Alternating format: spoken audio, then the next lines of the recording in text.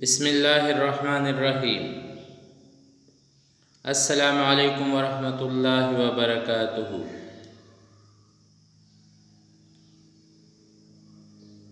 Students, आज हमारा topic है कॉम्प्लेक्स एनालिसिस में solution of questions related to trigonometric, hyperbolic and logarithmic functions of complex variable। इसमें first आप जो डेफिनीशन देख रहे हैं, यह डेफिनीशन है ज़ीरो के लिए। A zero of a given function f of x is a number z या z naught such that f of z naught equal to 0, the given of the function implies that sin z equal to 0, for example, then this implies that sin square x plus sin hyperbolic square y equal to 0। जब आप solution लेते हैं यहाँ पे तो z हमारे पास जो है ये x प्लस आयोटा y की इक्वल है और इस पे आप फार्मूला अप्लाई करते हैं। ये जो स्क्वायर और स्क्वायर इक्वल टू 0, तो ये दोनों पॉजिटिव नंबर है, positive number equal to 0, it means that both the numbers are equal to 0। So x जब हमारे sin x जब हमारे पास इक्वल टू 0 हो तो इसके लिए x is equal to n pi, और y के लिए अगर sine hyperbolic y equal to 0 है तो इसके लिए y इक्वल टू 0। ये आप कोऑर्डिनेट प्लेन से ले सकते हैं कि x एक्सिस पे चाहे पॉजिटिव हो या नेगेटिव, इस पे साइन की वैल्यू हमेशा के लिए 0 होता है। For n is equal to 0 plus minus 1 plus minus 2 and up to so on, thus sin z equal to 0 if and only if z is equal to x की value n pi plus iota 0 mean z is equal to n पाई। तो ये n पाई जो है ये हमारे पास 0 of the function sin z है। यहाँ पे आप कन्वर्जन एक फार्मूला ले सकते हैं जिसके ज़रिए आप कास के लिए 0 निकाल सकते हैं। कास के लिए 0 के लिए जो रूट आपके पास आएंगे वो π/2 प्लस n पाई, n तमाम वैल्यूज़ पे कास जो है ये 0 के इक्वल होगा और n तमाम वैल्यूज़ पे साइन जो है ये 0 होगा। अदर ट्रिग्नोमेट्रिक फंक्शन में be defined as tangent z। जिस तरह हम कैलकुलस में लेते हैं, आपने फंक्शंस में दिए हैं कि tangent z sine by cos, यहाँ पे z है तो sine z by cos z को tangent cos by sine, secant 1 by cos और कोसीकेंट 1 बाई साइन। इसी तरह derivative of tangent secant square, जिस तरह हमने पहले वीडियो में इसे डिफाइन किया था। ट्रिग्नोमेट्रिक का कुछ इक्वेशंस हैं जो हमारे पास तब 0 होते हैं जब इसके लिए वैल्यू दूसरी साइड पे है कि sine x equal to 0, it is equal to x is equal to n pi, जिस तरह हमने सोल्यूशन दिया। यहाँ पे जो आप देख रहे हैं ये हमारे पास कैलकुलस यानी रियल वैल्यू है रियल एनालिसिस के लिए। यहाँ पे आपने इसकी जगह पे पुट करना है z को, तो sine z equal to 0, z is equal to n pi, sine z equal to 1 then z equal to this value.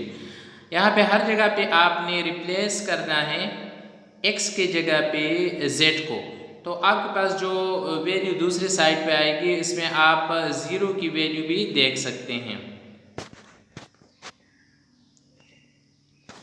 Next एक एग्जांपल है,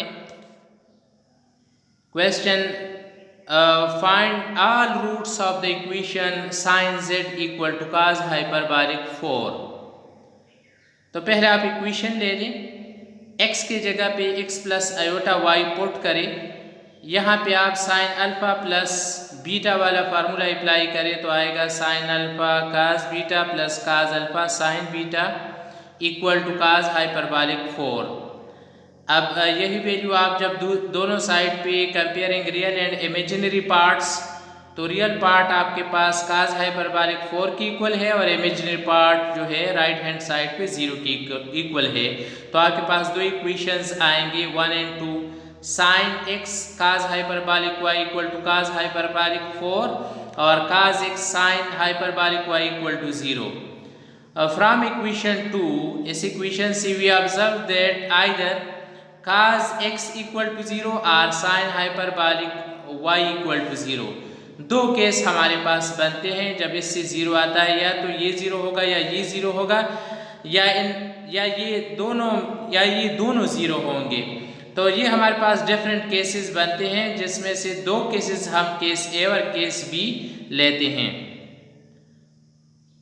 क्वेश्चन में हमने फाइंड करना है z की वैल्यू को। f cos x is equal to 0, तो cos x के लिए जो ट्रिग्नोमेट्रिक फार्मूला है वो है e power iota x plus e power minus iota x divide by 2 equal to 0।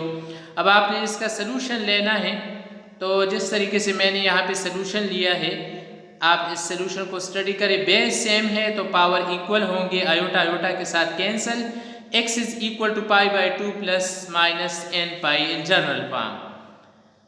अब अगर आप दोनों साइड पे साइन ले लेते हैं साइन x, तो साइन से यहाँ पे अल्फा प्लस माइनस बीटा वाला फार्मूला आप अप्लाई करें तो आपके पास आएगा sine x is equal to plus minus 1। अब n की जो वैल्यू है either it is odd or it is even. So in first case when it is odd then sin x is equal to minus 1, when n is even then sin x is equal to 1।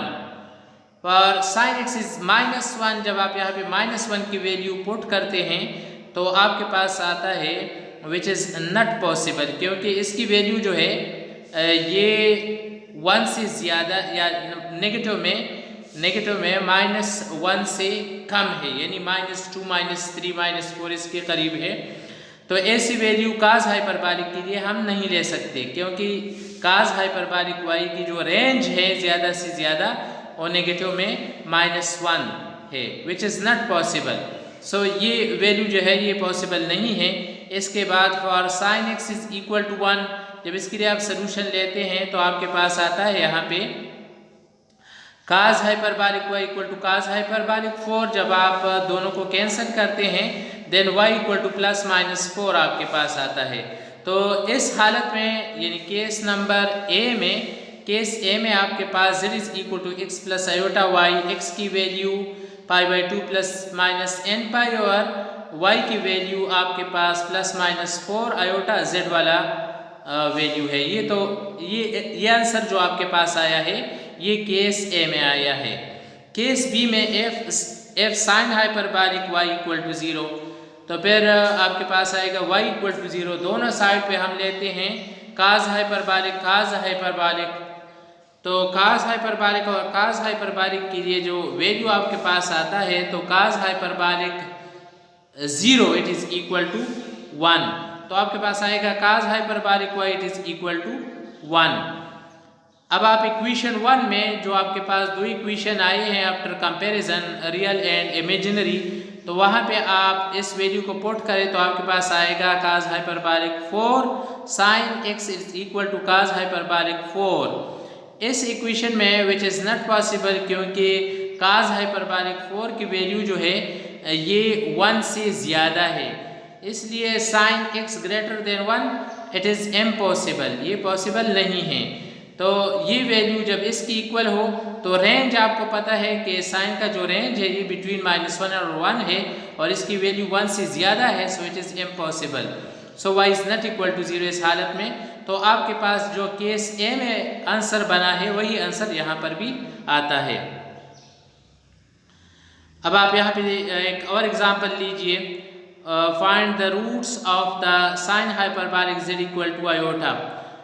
वही formula आपने यहाँ पर भी put करना है, x plus iota y it is equal to iota. तो x plus iota y z की जगह पे आपने पुट किया अल्फा प्लस बीटा वाला फार्मूला आप यहाँ पर भी अप्लाई करें तो आपके पास दो इक्वेशंस आते हैं। इन दो इक्वेशंस में आपके पास केस ए और केस बी ये बन जाते हैं। एक्सप्लेनेशन मैंने इस दूसरे साइड पे दिया है। आपके पास लास्ट में जो आंसर आएगा इसके लिए साइन हाइपरबॉलिक जेड के लिए आपने वैल्यू निकालना है। तो जेड की वैल्यू जो है वह है 2n + 1/2 पाई आयोटा। आप ये खुद स्टडी करें। एक और एग्जाम्पल है cos hyperbolic z it is equal to -2। Find our value of z naught की वैल्यू आप फाइंड करें। तो फिर यहाँ पे आपने x plus iota y z की जगह पे रिप्लेस किया, आपने फार्मूले को अप्लाई किया तो आपके पास दो इक्वेशंस आए। दो इक्वेशन में आपके पास डिफरेंट कंडीशंस बनते हैं। वही कंडीशन आप यहाँ पर भी अप्लाई करेंगे और आपके पास जो वैल्यू आता है इसमें cos -2 और 2 ये m पे डिपेंड करता है। अगर m इवन है तो -2, अगर m ऑड है तो इससे आएगा 2। इस क्वेश्चन को आप यहाँ पे जब आप रिप्लेसमेंट करते हैं हाइपरबॉलिक के फंक्शन को और e के लिए जब आप सोल्यूशन लेते हैं तो यहाँ पे जो आंसर आपके पास आता है ये नेगेटिव में है, which is not possible, hence m is not even. So आप इवन तो नहीं ले सकते। इसके बाद आपने 8 के लिए सोल्यूशन लिया। जब 8 के लिए आप सोल्यूशन लेते हैं तो आपके पास यहाँ पे आता है x is equal to ± log of 2 + 3 √ ये log जो है आप जब दोनों साइड पे log लेते हैं तो x की वैल्यू नीचे आ जाती है। log e जो है ये 1 के इक्वल है। तो आपके पास जो z की वैल्यू आएगी x के जगह पे आप पुट करें वैल्यू और y की जगह पे आप वैल्यू को पुट करें तो ये आपके पास रिक्वायर्ड आंसर आएगा। एक और एग्जांपल है find the principal value of 1 - iota whole power 4 iota.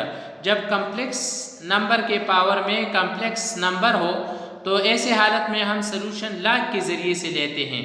We can write this one as, यहाँ पे मैंने साइड में दिया है कि z is equal to e power log of z।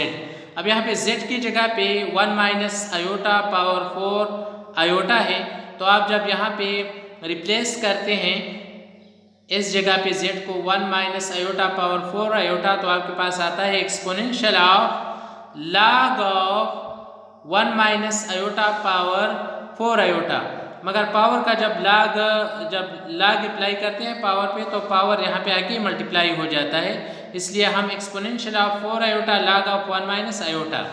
अब यहाँ पे आपने log के जो फार्मूला है इसको अप्लाई करना है कि log के लिए log ये अपनी जगह पे, फिर आपने इस यहाँ का जो ये पार्ट जो है इसके लिए आपने सोल्यूशन लेना है तो आप लेंगे यहाँ पे क्या एब्सोल्यूट वैल्यू और इसका आर्गुमेंट। तो 1 - आयोटा का जो आर्गुमेंट है वो 45 डिग्री है यानी -π/4 है और इसका जो मॉडुलस है वो 2√, है। इन वैल्यू को जब आप यहाँ पे रिप्लेस करते हैं तो आपके पास आता है ये वैल्यू। सो आपके पास जो टोटल आंसर आता है आप बॉक्स में देख सकते हैं e पावर पाई cos 2 log 2 plus iota sin 2 log 2, ये आपके पास आंसर बन जाता है। अच्छा, find all roots of the equation this one log z is equal to π/2 iota. तो जब आप सोल्यूशन लेते हैं तो log को आप ख़त्म करते हैं तो वही फार्मूला यहाँ पर भी दिया गया है कि आपने किस तरह एक्सपोनेंशियल से लॉगरिथमिक में, लॉगरिथमिक से एक्सपोनेंशियल में आप किस तरह कन्वर्ट कर सकते हैं। तो जब यहाँ पे z आएगा तो ये e पावर में ये वैल्यू चला जाएगा, एक्सपोनेंट में चला जाएगा। z is equal to cos π/2 plus iota sin π/2, इसकी वैल्यू 0 cos 90 और sin 90 इक्वल टू 1। तो आपके पास प्रिंसिपल वैल्यू जो है ये जनरल नहीं है, आपने प्रिंसिपल वैल्यू निकालना है तो z is equal to iota. अच्छा, आपके लिए एक टेस्ट है, आप इन क्वेश्चंस को सॉल्व करें। ये क्वेश्चंस आपको दी गई हैं, जितने क्वेश्चन आप इसमें से सॉल्व कर सकते हैं उन्हें आप खुद सॉल्व करें, इसके पिक्चर लेकर मुझे सेंड करें। दूसरी पेज पे आप देखिए, क्वेश्चन नंबर 11 है 12, 13, 14, 15। ये क्वेश्चन आप सॉल्व करें तो इसके साथ हमारा जो है डेरिवेटिव वाला सेक्शन और डिफरेंट एलिमेंट्री फंक्शन वाला सेक्शन जो है ये ख़त्म हो जाएगा।